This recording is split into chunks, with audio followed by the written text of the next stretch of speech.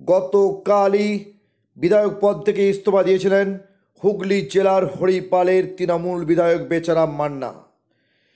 অনেক অভিমান নিয়েই নাকি তিনি এই পদত্যাগ করেছেন বলে জানা গিয়েছিল। তার কয়েক ঘন্টা পরই রাজ্য সভাপতি সুব্রত বক্সির ধমক খেয়ে ছুটলেন দপ্তরে এবং তড়িঘড়ি বেচারাম মান্নার সাথে বসলেন রাজ্য সভাপতি সুব্রত বক্সি। তারপরেই দেখা গেল নাটক। তিনি ফিরিয়ে নিলেন তার পদত্যাগপত্র এবং সেই সময়ে যখন হুগলি জেলার তৃণমূল দলের গোষ্ঠী কোন্দল চলছে, হুগলি জেলার নতুন কমিটি গঠনের পর যেন আগুনে ঘি পড়েছিল বলা যেতেই পারে।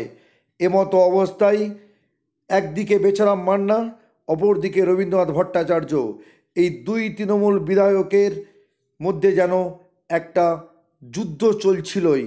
এমতো অবস্থায় পদত্যাগপত্র ফিরিয়ে নেওয়ার পর তড়িঘড়ি হুগলি জেলার হরিপাল বিধায়ক বেচারাম মান্নার বাড়ি ছুটলেন হুগলি জেলার তৃণমূলের মুখপাত্র প্রবীর ঘোষাল। যা দেখছেন আমরা সব খবরের পর্দায়। ओम नमः सूर्य सत्संग तेजराशि जगत्पते अनुकंपमान भक्तम झार्गनम दिवाकर ईश्वर्ग भगवते श्री सूर्याय ब्रह्मणाय नमः ईश्वर्ग भगवते श्री सूर्याय ब्रह्मणाय नमः। जय बाबा राधे कृष्ण गौनिताई राधे कृष्ण गौनिताई राधे कृष्ण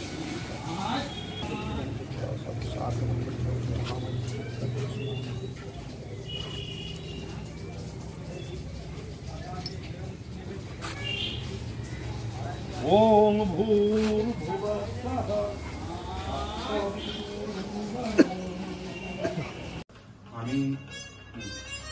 আমি ওকে বিয়ে করেছিলাম কিষান তেল মজুরি এতগুলো বললো তাই নাকি?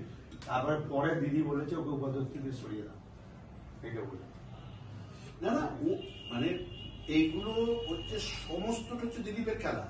এই যে না লাস্টে আমি এটাই বললাম কিছু করার কি হলো বলতে প্রত্যেক বছর কালী পুজোয় আমি বেচারাম মান্নার বাড়িতে আছি, কিন্তু আগামীকাল আসতে পারবো না।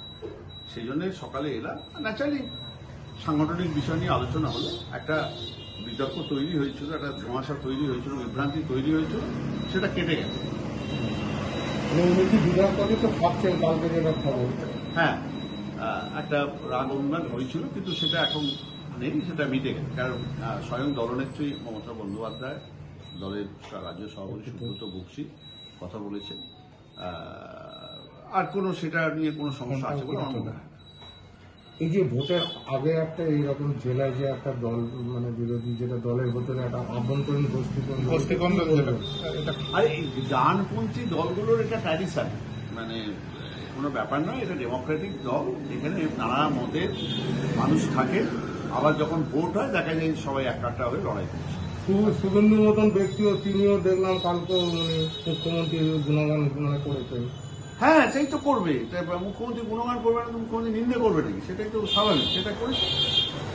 আর এই রবীন্দ্রবাবুর সঙ্গে যে একটা দূরত্ব তৈরি হয়ে আছে, সেটা কতটা মেটা সম্ভব হবে আগামী দিনে? সেটা সময় বলে দেবে। আমার মনে হয় না। রবীন্দ্রবাবু বয়স হয়েছে, রবীন্দ্রবাবু মানে আছেন, বিধায়ক আছেন, ঠিকই আছে, বয়স হয়েছে, কিন্তু আমাদের সবাই জানে যে